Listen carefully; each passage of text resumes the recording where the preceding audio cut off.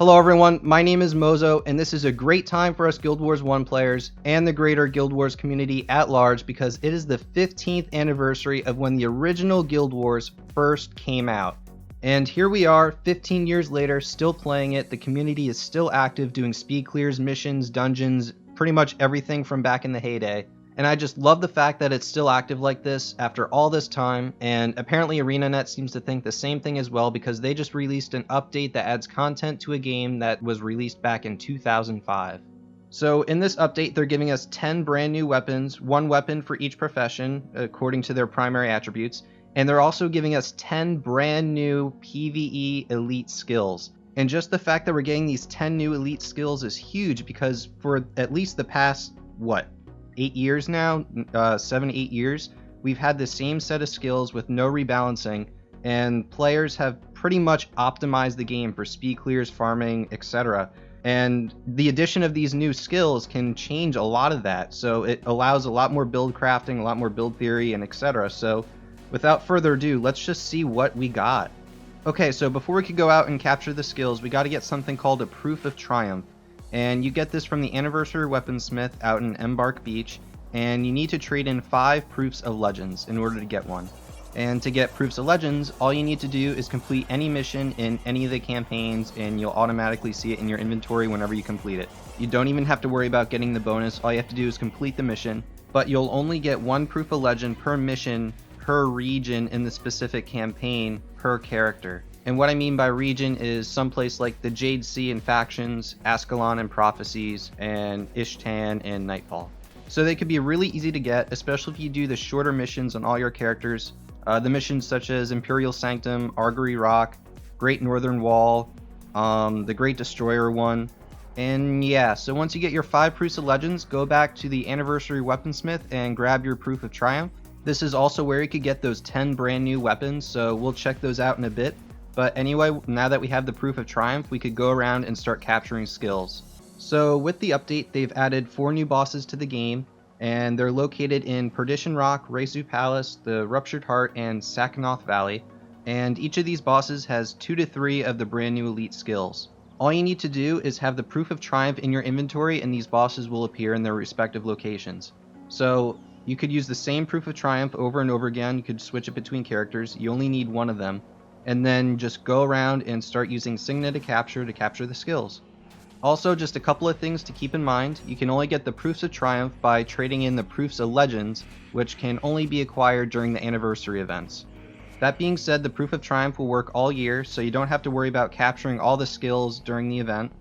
And unfortunately, once you capture one of these brand new skills, you can't log on to another character and use an elite tome to acquire that skill. So you have to go around on all your characters and capture all the skills individually if you want to do so. Okay, so at this point I think I talked enough about the mechanics and how all this works. So now I'm going to go through each brand new weapon and each brand new skill for each profession, and I figured the best way to start us off is to take a look at the warrior. So the new warrior skill is called 7 Weapon Stance, and you get it by defeating Blade Ancient Siu Shai, I think that's how you say it. And he's located in the center of the Raisu Palace explorable area, not the mission. And you could also get the Assassin and Ritualist skill from him too, but we'll go over that later. But anyway, 7 Weapon Stance is actually a really good skill. It's a stance that for 3 to 21 seconds your weapon attributes are increased by 1 to 16 points, and you attack 33% faster.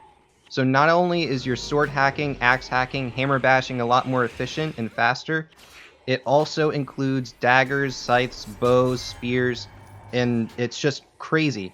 It makes the warrior a really good candidate for dagger spamming because not only do you get that 33% attack boost, you also get that huge attribute point boost.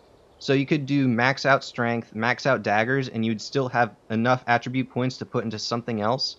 So it could be a really cool thing to see the warrior do.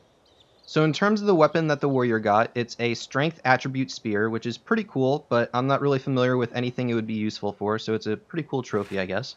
But anyway, I should also mention at this point that when you exchange for a weapon, it'll be customized to the character you exchange it with. So that's just something to look out for.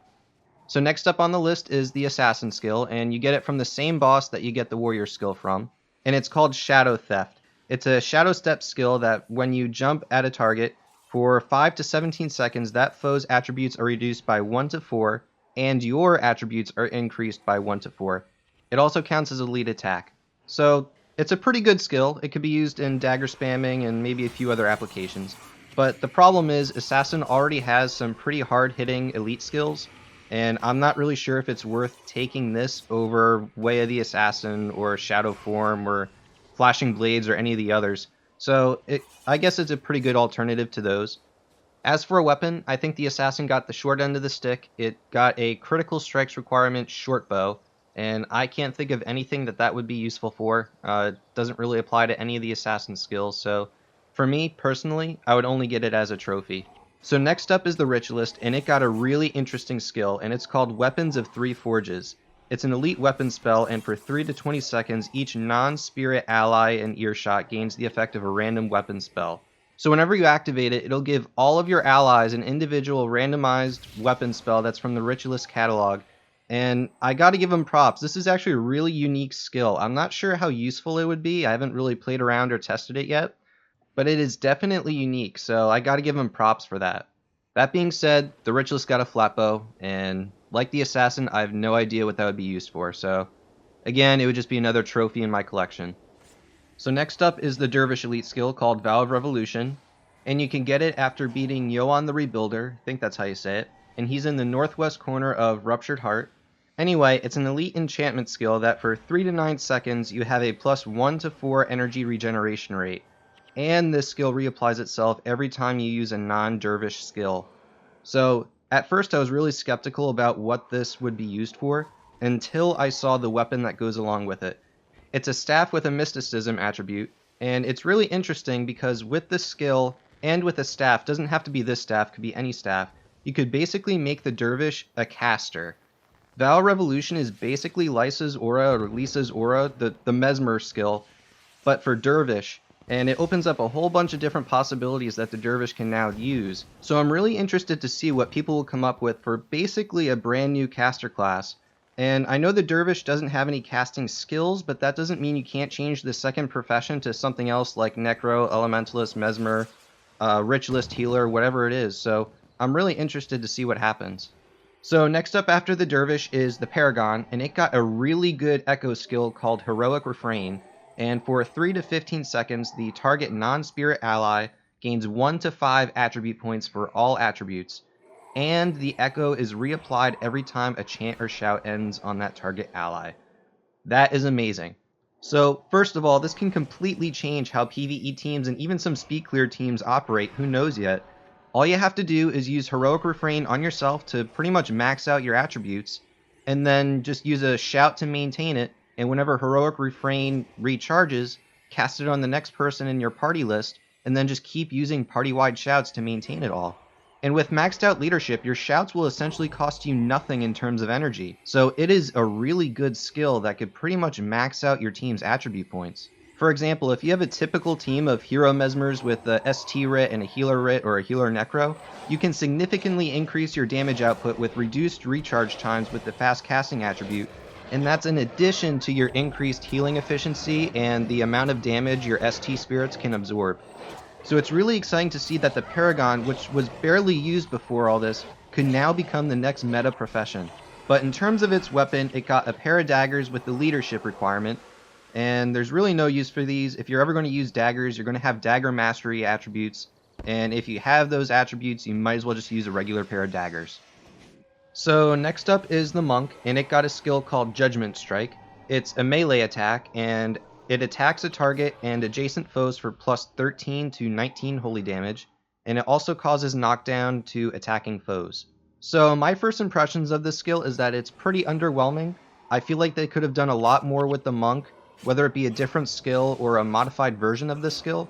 For example, its recharge time is 15 seconds.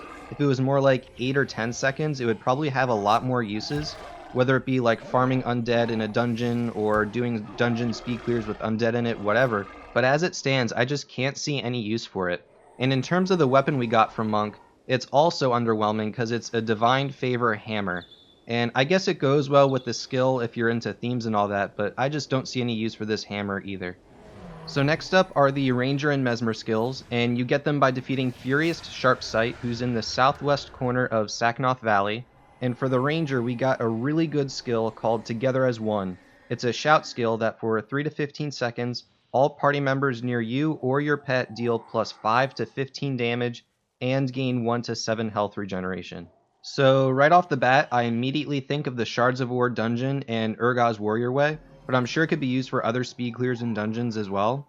Also, theoretically, it can increase the stability of physical damage-based teams because your entire team is getting that health regeneration, and you're also dealing more damage. So to add to the little buff that the Ranger just got, it's also getting an expertise requirement sword. And at first glance, you may not think this is very useful, and for regular PvE where you're just fighting missions or clearing areas, you're probably right. But in terms of solo dungeon runs and solo rolls and speed clears, this can be very useful.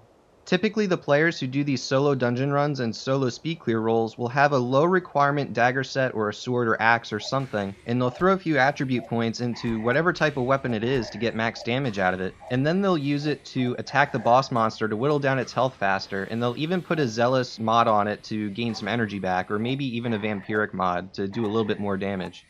With this being the Ranger, all of these rolls will have Whirling Defense on it as their main skill to deal damage to enemies around them. And since Whirling Defense is an expertise skill, you're basically guaranteed to have these 9 attribute points for this sword, and therefore be able to get max damage out of a sword, and you can customize the sword, so it's pretty cool. It's a really cool weapon. So also in the same area, you could get the Mesmer Elite skill. It's a really good skill as well, and it's called Time Ward. It's an elite ward spell that for 3 to 15 seconds, allies in this ward cast spells 15 to 20% faster, and recharge skills 15 to 20% faster. So this spell is so good that they actually had to patch it on the first day of release. There was a glitch or a bug or something that instead of reducing your casting time and recharge time by 20%, it made the casting and recharge time 20% of the actual values. For example, if you had a spell that takes 10 seconds to recharge, it would only take 2 seconds to recharge instead of the intended 8 seconds. So it has since been fixed, but either way, it's still a really good skill. I've already seen Doa builds being flown around trying to incorporate this, and I'm sure it'll fit in nicely, but it could also be used in pretty much any speed clear. But in terms of just general PvE, I'm not sure what the trade-off would be taking this skill over E-Surge or Ineptitude. I haven't really tested it out yet, so it's a pretty viable option no matter which skill you choose, so it's a pretty nice addition to the game. I really like it. So in terms of a weapon, the Mesmer got one of the more interesting weapons. It's a fast casting shield, and when I see shield and Mesmer, I immediately think of the Terror rolls in Underworld. But I don't see why you can't just use it in regular PvE just as a general armor boost, and personally I'm excited to use it to try to figure out new farms. With this shield and with the correct inscription, you're basically getting an additional 26 armor. With that, there could be new groups that the Mesmer can handle now. So the last 2 skills can be attained by killing Abaddon's Curse in the northeast corner of Perdition Rock, and for the Elementalist, the new skill is called Over the Limit. It's an elite enchantment spell, and while you maintain this enchantment, your spells cast 15 to 19% faster, and they recharge 15 to 19% faster. But you continuously gain Overcast. So in other words, you have a continual Overcast creep until you get down to 0. It's actually a pretty interesting mechanic, one that we haven't seen in Guild Wars 1. And the main effect of the skill is actually really good. It could be used on a bonder, but it has a huge drawback of that overcast drain. So I can't really think of anything that it would be useful for. That overcast is just a huge detriment to the skill as there's no way to combat it. The Elementalist also didn't do so well in the weapons department either. It got an axe, and like a few of the other professions, I'm not really sure what it would be used for, so I guess it's just going to sit in my collection. And finally, last but not least, the Necromancer. So the Necro got an elite skill called Soul Taker, and it's an elite enchantment spell that for 3 to 25 seconds, your attacks sacrifice 15 to 19 health and deal an additional 15 to 19 more damage. So at first glance, you might think that this skill is basically worthless because the Necromancer is a caster class, and it doesn't really deal with melee that much. However, with the update, we also get the Anniversary weapon, and it just so happens that that weapon is a Soul Reaping Scythe, which is pretty cool because they're going off the whole Grim Reaper theme there. And with the addition of this scythe in tandem with the Soul Taker skill, it creates a pretty cool combo, and it's a lot of fun to play with. It also opens up the opportunity to do a bunch of build crafting and build theory based around this combo, and I haven't really done that yet. This is just something I threw together with whatever skills I had, but I'm sure once the community gets a little bit more time with this skill and the other skills, that a bunch of builds will start to come out and everything will pretty much get optimized like it has in the past. So those are the 10 brand new elite skills and 10 brand new weapons that we got with the most recent update. And if you've made it this far, I just want to say thank you for watching. And thank you so much for keeping the community live and active for over 15 years of playing this great game. And if you like these kind of videos and you want to learn more about Guild Wars 1, whether it be farming videos, speed clears, dungeon runs, etc., please consider subscribing to my channel. I'm always making this kind of stuff. And with that, I just want to say happy anniversary and good luck and have fun.